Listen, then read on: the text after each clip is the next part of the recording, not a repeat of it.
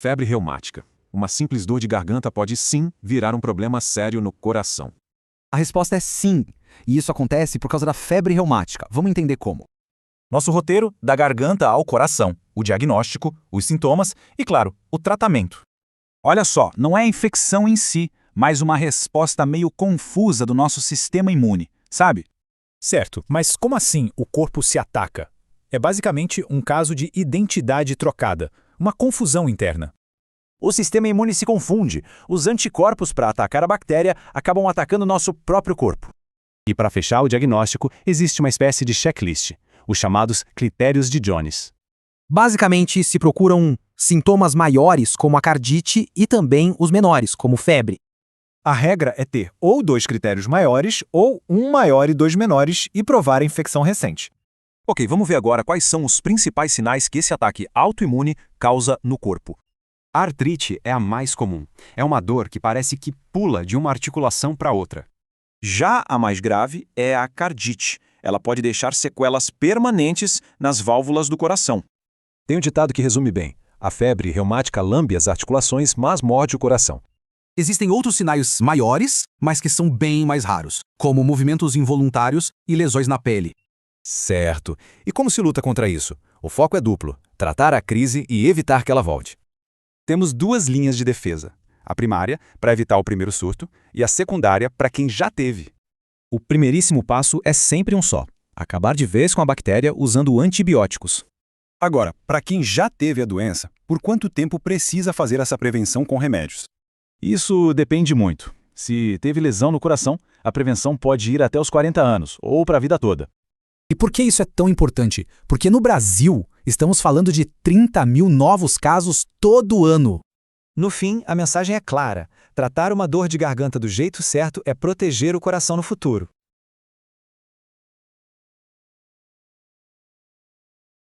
Pensa só, uma dor de garganta, uma coisa que, quase todo mundo já teve na vida, ser o gatilho para uma doença séria no coração.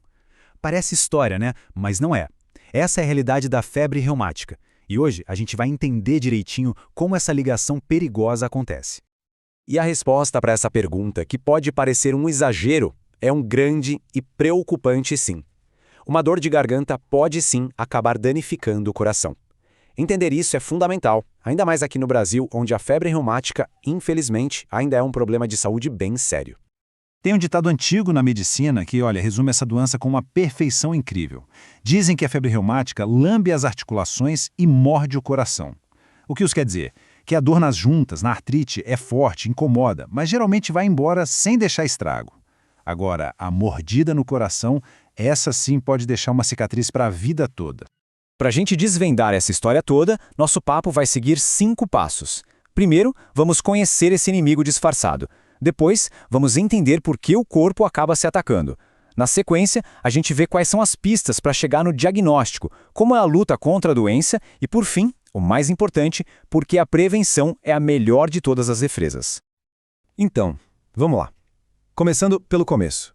Quem é esse tal inimigo disfarçado? Para entender a febre reumática, a gente precisa olhar para o ponto de partida dela, que é algo muito, mas muito mais comum do que se pensa.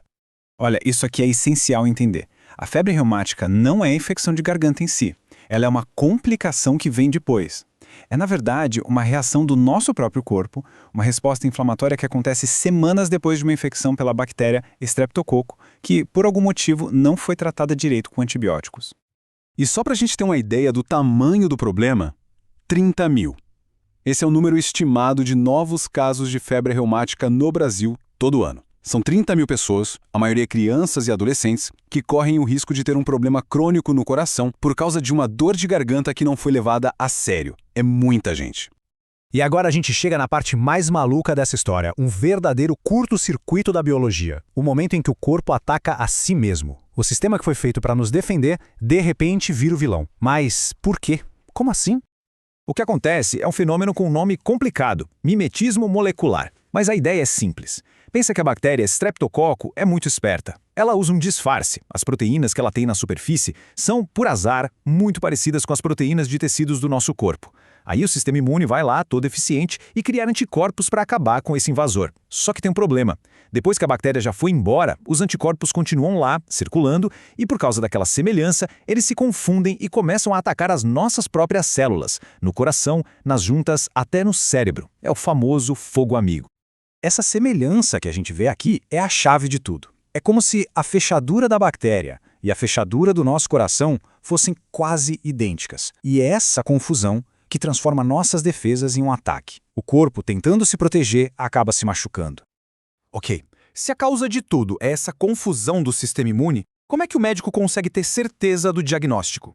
Bom, aí o trabalho é quase de detetive. É preciso juntar uma série de pistas para montar esse quebra-cabeça.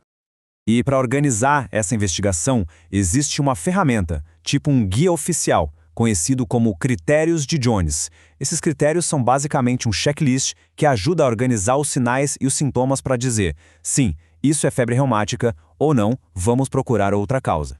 E o interessante aqui é essa divisão, sabe? Em critérios maiores e menores. Os maiores, como a inflamação do coração, a cardite ou a artrite que fica pulando de uma junta para outra, são sinais mais fortes, mais específicos da doença. Já os menores, tipo febre, dor nas juntas, são mais gerais, podem aparecer em várias outras situações. Para fechar o diagnóstico, a regra geral é ter 2 critérios maiores, ou então um maior e 2 menores. E claro, sempre tem que ter a prova de que houve uma infecção recente pelo estreptococo. E esse gráfico aqui mostra pra gente o que aparece mais. A artrite, essa dor que migra, é a campeã. Aparece em 75% dos casos. Mas o ponto de atenção máxima mesmo é a cardite. Ela acontece em pouco mais da metade dos pacientes, 55%, mas é, de longe, a mais perigosa. É ela que pode deixar as sequelas permanentes no coração. Uma vez que o diagnóstico está confirmado, começa uma corrida contra o tempo. A luta contra a doença tem objetivos muito claros, muito diretos, para proteger a pessoa o mais rápido possível. O plano de ataque na fase aguda tem 4 frentes. Primeiro, eliminar qualquer bactéria que ainda esteja por ali. Segundo, acalmar a inflamação, frear esse ataque do corpo contra si mesmo. Terceiro, claro, aliviar os sintomas. E quarto, o objetivo principal, proteger o coração, minimizar qualquer dano que possa se tornar irreversível. O passo número 1 não tem negociação. Acabar de vez com o estreptococo. Mesmo que a pessoa nem sinta mais dor de garganta, o antibiótico, como a penicilina bezatina, é essencial. É preciso cortar o mal pela raiz, remover o gatilho que fica alimentando essa reação toda. Agora, quando o coração é atingido, o tratamento fica mais pesado. Entram em cena os corticoides, para apagar esse incêndio que é a inflamação. E não é um tratamento rápido não, dura até 12 semanas.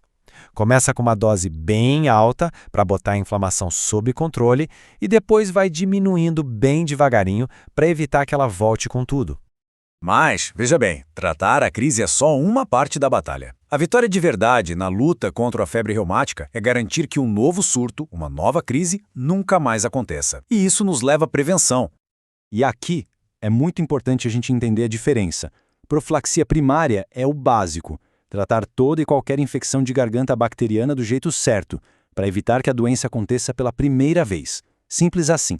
Já a profilaxia secundária é para quem já teve a doença. Aí o negócio é usar antibiótico por anos a fio, de forma contínua, para impedir uma nova infecção de garganta e, com isso, um novo surto que poderia piorar ainda mais a situação do coração.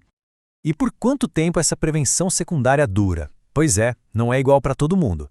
Depende do estrago que a doença já fez no coração. Se não houve dano, a proteção pode ir até os 21 anos. Se o dano foi leve, até os 25. Mas olha só, se o dano no coração foi mais grave ou se a pessoa precisou operar uma válvula, essa prevenção pode ter que ser feita até os 40 anos, ou em alguns casos pela vida inteira. O que nos traz de volta para aquela frase do começo. Ela resume tudo, né? A dor nas juntas é o aviso, o alarme que soa. Mas a ameaça de verdade, silenciosa e perigosa, está na mordida que a doença dá no coração. Uma marca que, infelizmente, pode não sair nunca mais. E assim a gente fecha o nosso raciocínio. A febre reumática prova que uma doença muito grave pode nascer de uma coisa que a gente considera banal. Ela é um lembrete do poder gigantesco que tem um diagnóstico certo e o tratamento de uma simples infecção na hora certa. E fica a reflexão, né? Quantas outras condições graves por aí não poderiam ser totalmente evitadas com esse mesmo cuidado?